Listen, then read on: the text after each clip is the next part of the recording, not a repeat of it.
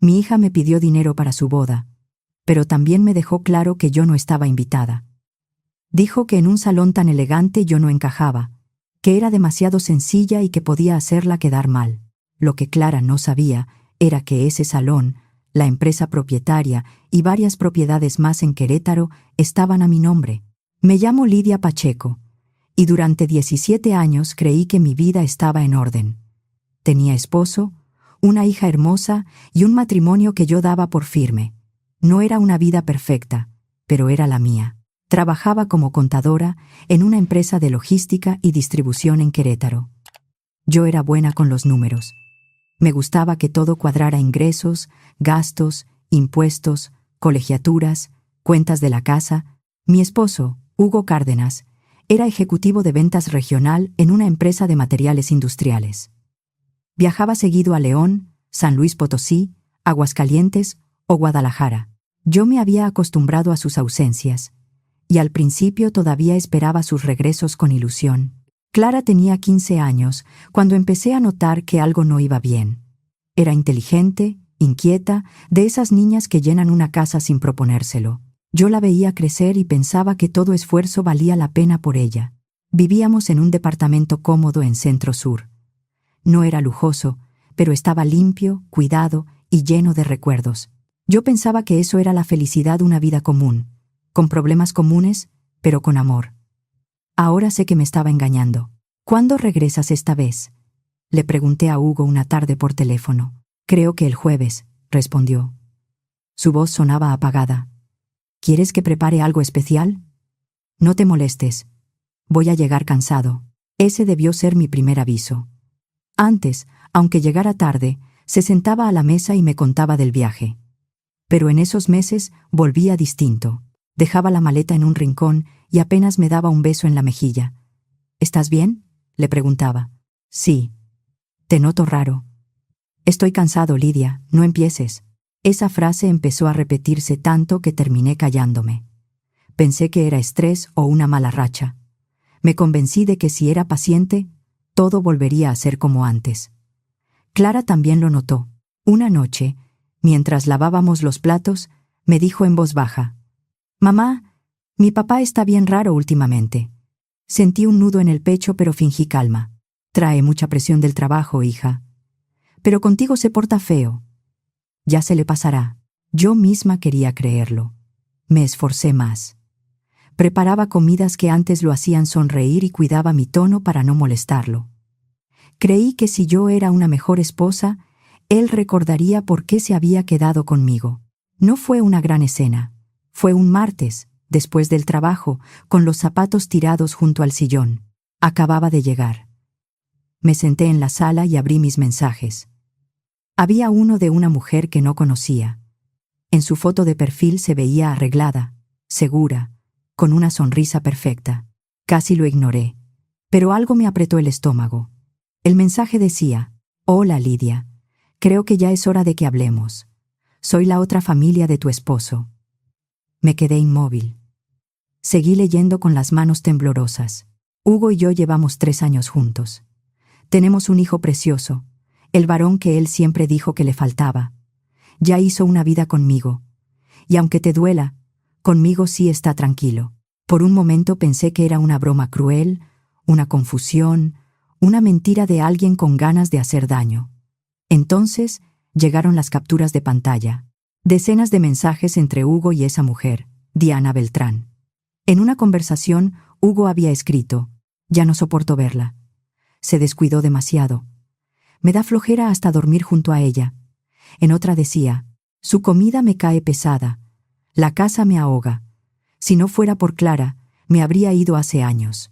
Leí esas frases varias veces, como si mi cabeza se negara a aceptarlas. Ese hombre era mi esposo, el mismo al que yo le preparaba café, el mismo al que había esperado durante tantos viajes. El último mensaje de Diana terminó de hundirme. «Si te queda algo de dignidad, déjalo ir. Hugo ya no te ama. Hace mucho que no te ama». La sala empezó a girar. Intenté levantarme, pero las piernas no me respondieron. El celular se me resbaló de las manos y golpeó el piso. Después todo se volvió oscuro. Desperté con la voz de Clara junto a mi cara. «Mamá, Mamá, por favor, contéstame. Yo estaba en el suelo de la sala. Ella lloraba mientras me sostenía la mano. Voy a llamar a emergencias. No, hija, estoy bien, intenté decir. Pero mi voz salió débil. Llamó de todos modos. También le avisó a Hugo, asustada, sin saber todavía cómo ordenar lo que había visto en mi celular. Los paramédicos llegaron poco después. Me revisaron la presión y me hicieron preguntas mientras Clara no me soltaba. El teléfono estaba sobre la mesa de centro, todavía abierto en aquellos mensajes. Entonces Hugo entró al departamento. ¿Qué pasó?, preguntó. Por un segundo vi preocupación en su cara. Luego miró el celular, vio la pantalla y su expresión cambió. No fue miedo, no fue vergüenza, fue fastidio. ¿Es verdad?, le pregunté. ¿Todo esto es verdad? No intentó negarlo. Sí, dijo. Clara soltó un sonido ahogado. ¿Cómo pudiste hacerle esto a mi mamá?, gritó. ¿Cómo pudiste? Hugo apretó la mandíbula. Lamento que se hayan enterado así. Yo lo miraba esperando una explicación, una disculpa, algo que se pareciera al hombre con el que me había casado. Pero solo dijo: ya no te amo, Lidia. No desde hace mucho. Quiero el divorcio. Los paramédicos se hicieron a un lado con discreción. Clara seguía llorando. Yo no dije nada más. En ese momento ya no podía. Las semanas siguientes pasaron como si yo viviera detrás de un vidrio. Busqué una abogada, inicié el divorcio, firmé papeles que parecían pertenecerle a otra mujer. Hugo no peleó demasiado. Aceptó dar pensión alimenticia y cubrir parte de los gastos escolares de Clara. Creo que tenía prisa por quitarse de encima la vida que ya no quería. Clara se quedó conmigo. Al principio fue mi fuerza. Me abrazaba en las noches. Me decía que no necesitábamos a Hugo, que ella jamás me iba a abandonar. Somos tú y yo, mamá, me repetía. Yo me aferré a esas palabras. El tiempo siguió. 2 años después, Clara terminó la prepa. Hugo y yo pagamos sus gastos por partes iguales, porque los dos queríamos que estudiara. Fue de las pocas cosas en las que todavía pudimos ponernos de acuerdo. Clara eligió una universidad en Guadalajara. Me dolió verla irse, pero también me llenó de orgullo. Salimos de Querétaro temprano, antes de que cargara el tráfico, y llegamos por la tarde, cansadas pero a tiempo para subir sus cosas. La ayudé con ropa, libros, documentos y una cobija que le gustaba desde niña. Al despedirme, la abracé fuerte. Llámame cuando llegues de tus clases, le dije. Mamá, voy a estar bien. Ya sé, pero llámame. Los primeros meses lo hizo. Me contaba de sus materias, de sus compañeras, de los maestros exigentes. Yo esperaba esas llamadas como si fueran una visita. Me sentaba junto a la ventana y escuchaba cada detalle para seguir sintiéndome parte de su vida. Luego las llamadas empezaron a espaciarse. Perdón, mamá, tengo mucha tarea. Hoy no puedo. Voy a estudiar con unos amigos. Te marco el fin de semana. El fin de semana pasaba y no llamaba. Cuando yo insistía, sus respuestas eran cortas. Estoy ocupada. Luego hablamos. No hagas drama. Me decía que la universidad absorbía todo su tiempo. Yo quería creerle. Al principio Clara decía que veía a Hugo solo porque era su papá. Luego empezó a quedarse más tiempo con él, y dejó de contarme cuándo iba, hasta que dejó de venir a Querétaro. ¿No vas a venir este puente?, le pregunté una vez. No puedo. Tengo trabajos. ¿Podría ir yo a verte? No, mamá, de verdad no. Estoy saturada. Esa noche, sintiéndome más sola de lo que quería admitir, abrí sus redes sociales. No buscaba espiarla. Solo quería ver su cara. Al principio, encontré lo normal: fotos con amigas, cafeterías, apuntes, comentarios de universidad. Luego vi un nombre que me dejó fría. Diana Beltrán. La mujer que había destruido mi matrimonio aparecía entre sus contactos. Entré a su perfil con las manos heladas. Lo que vi me hizo quedarme sentada, sin moverme. Había fotos de Clara con Hugo, Diana y un niño pequeño. Sonreían en restaurantes, centros comerciales y viajes de fin de semana. En una imagen, Clara abrazaba a Diana como si la conociera de toda la vida. Una publicación decía: por fin todos juntos. Otra: familia completa. Familia completa. Sin mí. Tomé capturas y se las mandé a Clara. Después, la llamé. Contestó al tercer intento. Antes de que yo pudiera hablar, dijo: ya sabía que tarde o temprano lo iba a saber. Me quedé muda. ¿Por qué, Clara?, pregunté al fin. ¿Por qué me mentiste? Porque no quería escuchar tus reclamos. Soy tu mamá. Sí, ya sé, respondió con una frialdad que no le conocía. Pero con ellos me la paso bien. Mi papá y Diana me llevan a lugares padres, me compran ropa, me ayudan cuando necesito dinero. Mi papá me compró un coche compacto para mi cumpleaños. Sentí que me faltaba el aire. ¿Y yo qué soy para ti? Hubo un silencio breve. Tú eres mi mamá, pero contigo todo se siente triste. La misma casa, los mismos temas, los mismos reclamos. Con ellos todo es diferente. Cada palabra me pegó en un lugar distinto. Clara, yo te crié, y te lo agradezco, pero ya estoy grande. Puedo decidir con quién quiero convivir. Diana no me está haciendo nada malo. Al contrario, me trata mejor que tú últimamente. ¿Mejor que yo? Tú siempre estás dolida, mamá. Cansa.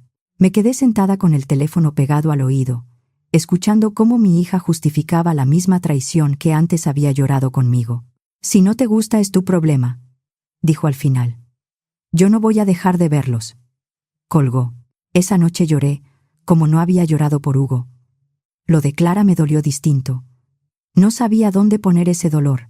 Mis amigas me escuchaban, sí, pero ninguna podía entender esa mezcla de vergüenza, abandono y culpa. Entonces pensé en mi padre, don Ernesto Pacheco. No hablaba con él desde hacía casi 18 años. La última vez que nos vimos, discutimos por Hugo.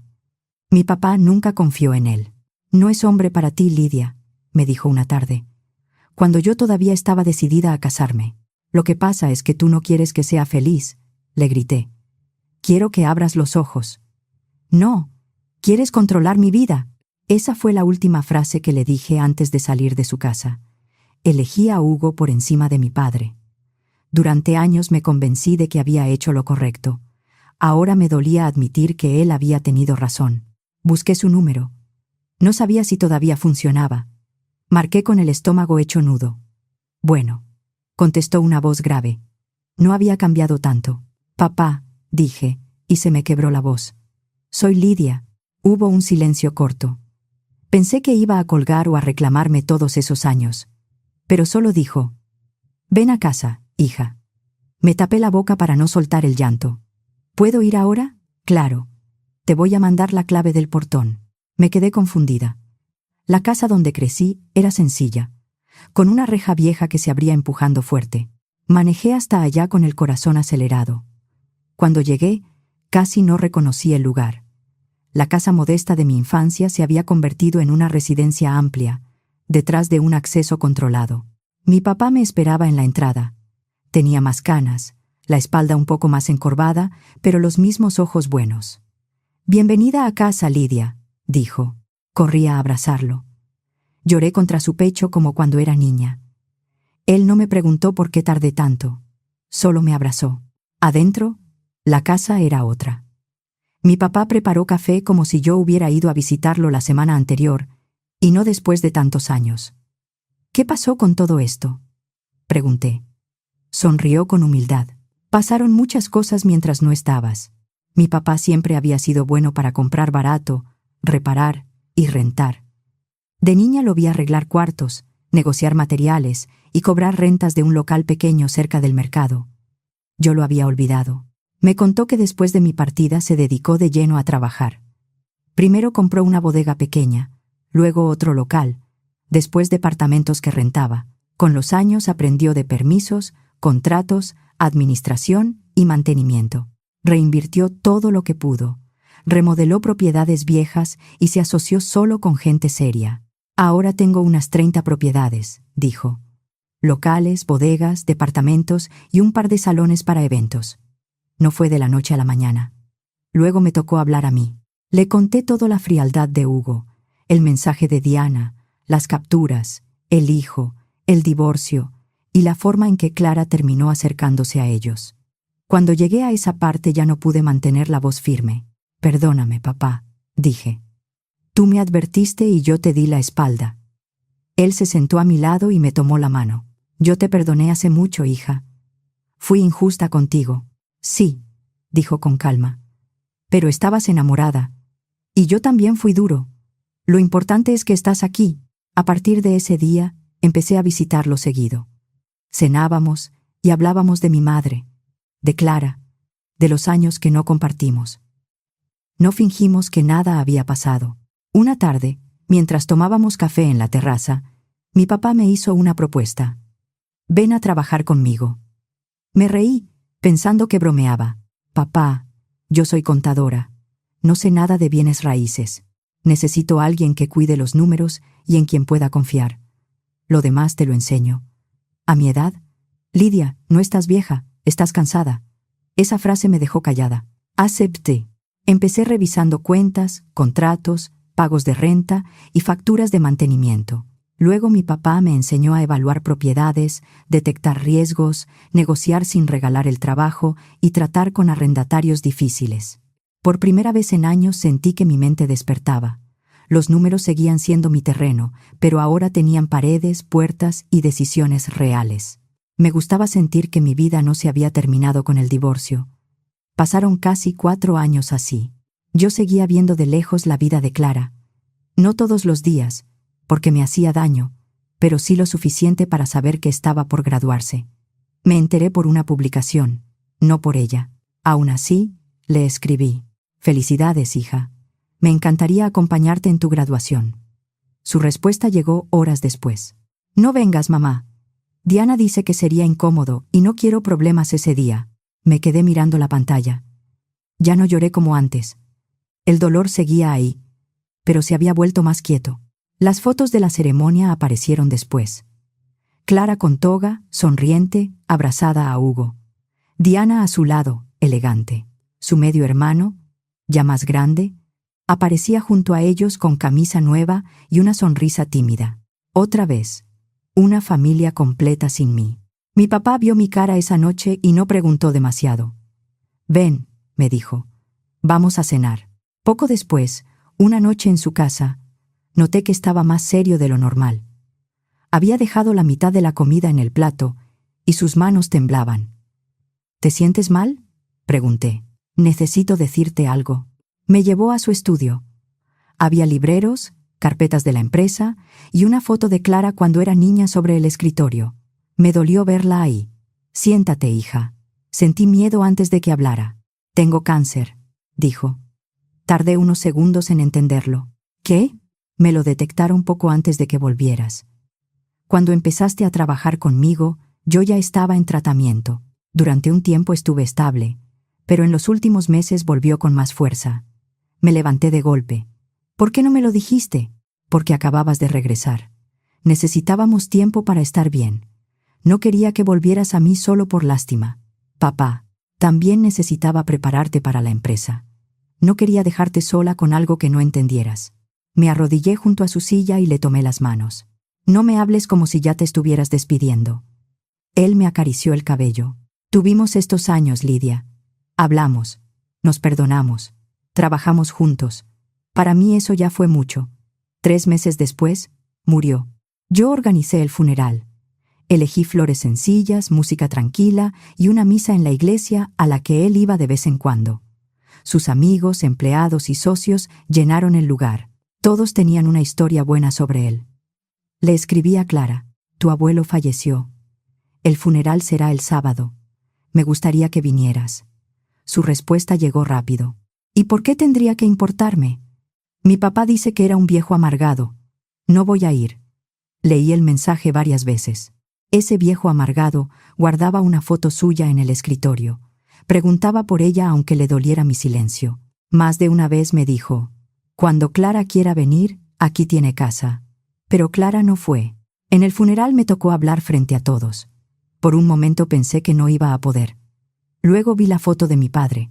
Respiré hondo y conté quién había sido un hombre terco, sí, pero leal. Un hombre que me esperó casi 18 años sin cerrarme la puerta.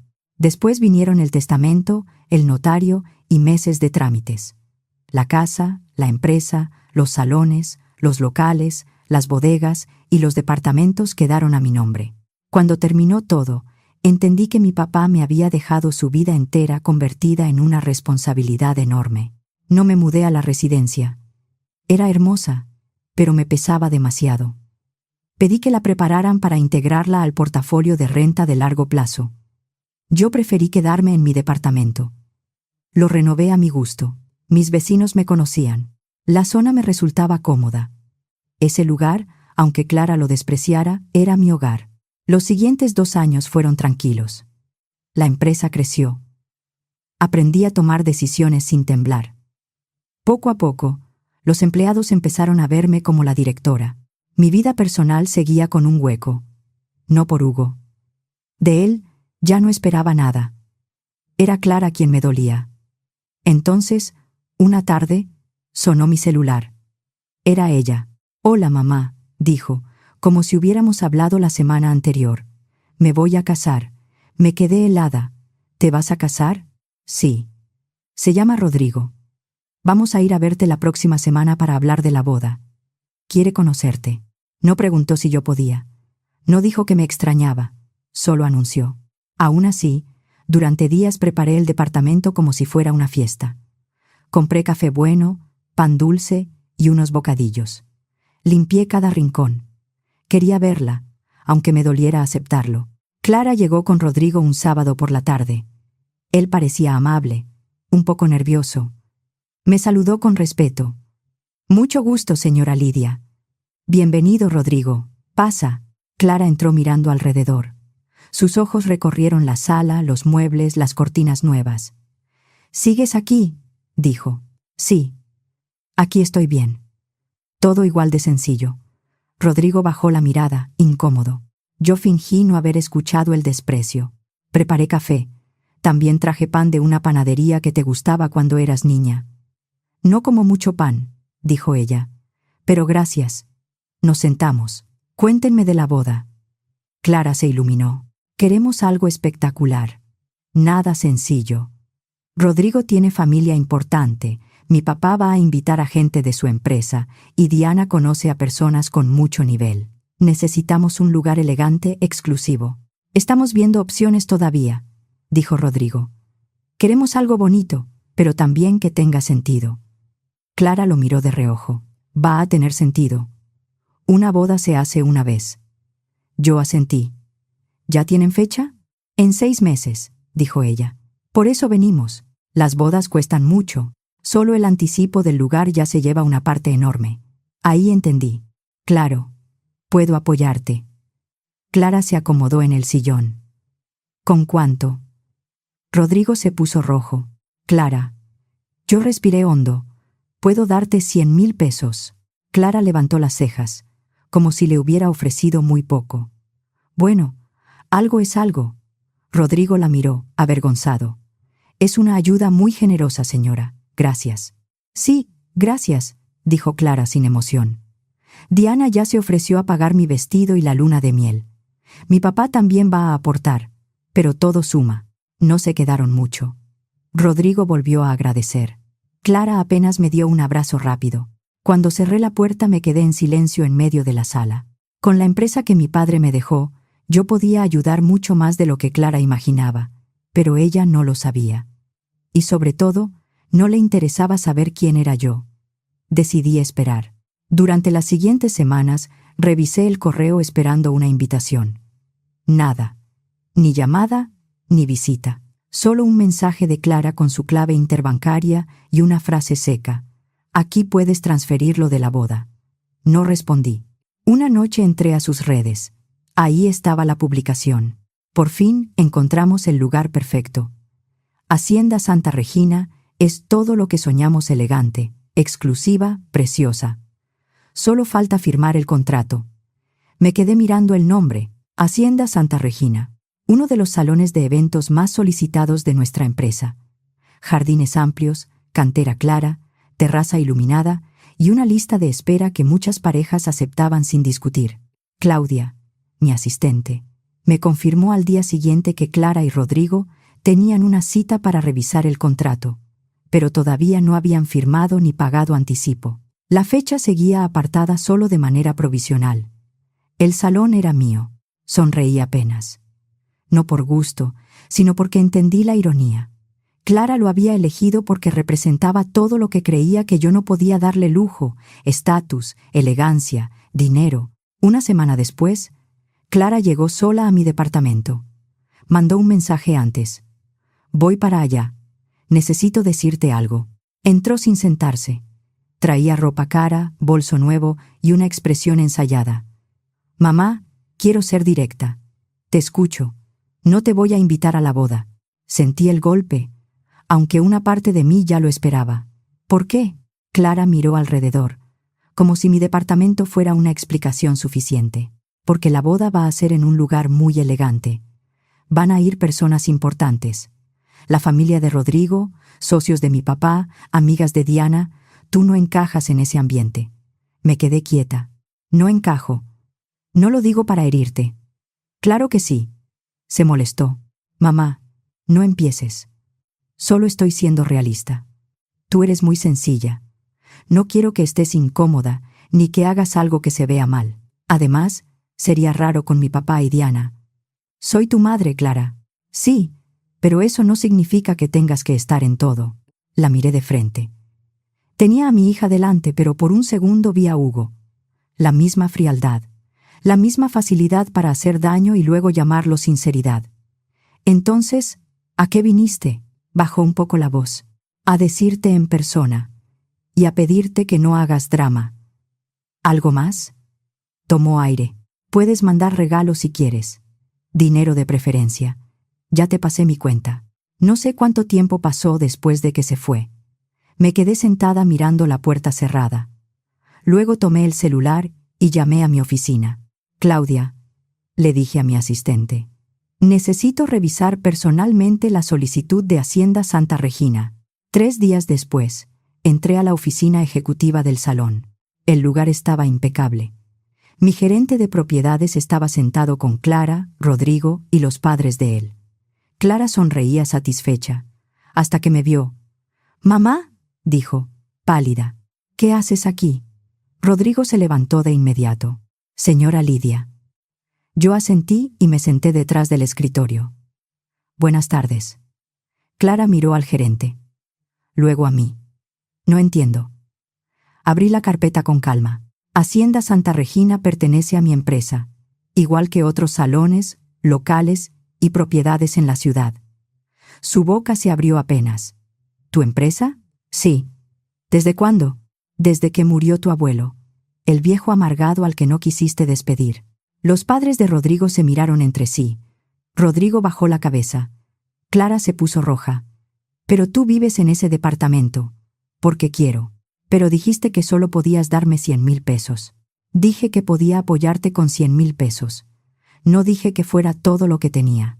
Vi cómo su expresión cambiaba. Primero vergüenza, luego cálculo. Esa mirada yo ya la conocía. «Entonces», dijo despacio, «si todo esto es tuyo, puedes darnos el salón. Gratis». Nadie habló. Clara se enderezó. «Soy tu hija, mamá». «¿O también se te olvidó? Todo esto algún día va a quedar en familia, ¿no? Podrías empezar con un buen regalo de boda, el salón y, no sé, ayudarnos con el enganche de un departamento». Rodrigo la miró sorprendido. «Clara, basta. Eso no se pide así». Ella lo ignoró. Yo cerré la carpeta. «No». Su cara se congeló. «¿Cómo que no? No voy a autorizar la renta del salón». Se levantó de golpe. «No puedes hacer eso». «Sí puedo. Todavía no hay contrato firmado ni anticipo recibido. La fecha no está garantizada y la solicitud queda rechazada. Mamá, no me hagas esto». La miré con calma. Por dentro me dolía, claro que me dolía. Pero ya no me temblaba la voz. «No te lo estoy haciendo yo. Tú decidiste que tu madre no era suficiente para sentarse en tu boda. Tú decidiste que mi presencia te daba vergüenza. Yo solo estoy tomando una decisión sobre mi propiedad. Soy tu hija». Lo recordé muchas veces, Clara, cuando no me llamabas, cuando pasabas Navidad con ellos, cuando no me invitaste a tu graduación, cuando llamaste viejo amargado a tu abuelo muerto, cuando viniste a mi casa a pedirme dinero y después me dijiste que no encajaba. Sus ojos se llenaron de lágrimas, pero no supe si eran de dolor o de rabia. «Me estás arruinando la boda». «No. Vas a buscar otro lugar. Hay muchos salones en Querétaro, pero ninguno como este». «Lo sé». Tomé mis papeles y me levanté. Antes de salir, me detuve junto a la puerta. «Clara, a la gente que te quiere no la tratas como estorbo solo porque crees que no tiene nada». «¡Mamá!», gritó. «No te vayas. Podemos hablar». Salí sin correr. Eso ya era bastante para mí. 3 días después llegó una invitación a mi departamento. Papel grueso, letras doradas, sobre elegante. La boda ya no sería en Hacienda Santa Regina, sino en otro salón, bonito, pero menos exclusivo. Casi al mismo tiempo, mi celular vibró. Y era Clara. «Mamá, perdóname. He sido horrible contigo. Me equivoqué. Quiero que vengas a mi boda. No quiero que estemos mal justo ahora, que podríamos estar juntas de nuevo. Si lo que te molesta es mi papá y Diana, puedo tomar distancia. Pero no me cierres la puerta». Leí el mensaje varias veces. Las palabras estaban bien puestas. Yo había querido escucharlas durante años, pero algo no encajaba. No mencionaba mi dolor, ni a su abuelo, ni la graduación. Hablaba de acercarse justo después de enterarse de que yo tenía dinero. Le respondí con cuidado. «Cuando elegí a tu papá por encima de mi padre, también pensé que estaba eligiendo algo mejor. Dejé a un lado a alguien que sí me amaba por algo que brillaba más. Tardé casi 18 años en entenderlo. ¿Te suena?». Los 3 puntos de escritura aparecieron y desaparecieron varias veces. Luego llegó su respuesta. «No es justo que me compares contigo. Yo sí quiero arreglar las cosas». No contesté. Guardé la invitación en un cajón, junto a una foto de mi padre. La miré un rato.